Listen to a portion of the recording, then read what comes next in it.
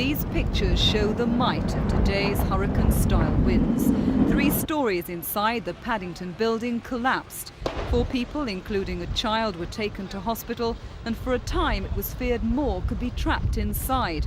As rescuers picked their way through the debris, fire crews feared the whole structure could crumble. It will be quite a long and protracted job because of the difficulty of access, the difficulty of removing the debris, and they're working in quite cramped conditions, and it's hard work. So we're changing the crews over quite regularly so we can maintain the momentum.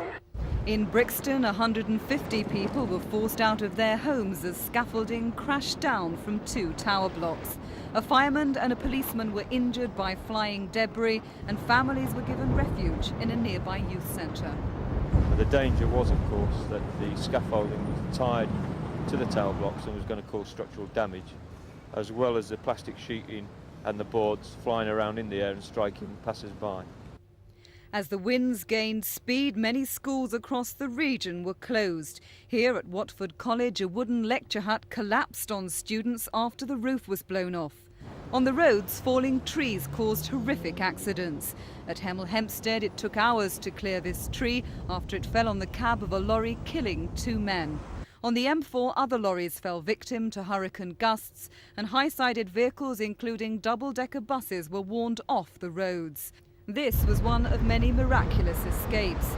The driver in Westminster was unhurt, and with some help from passers-by, continued his journey. Severe conditions on the river forced the suspension of river bus services. And on the streets, pedestrians struggled to stay on their feet as the police reported more deaths and casualties. Windows across the capital smashed, showering pavements with glass. And for a time, the risk of flying glass forced the closure of Waterloo Station.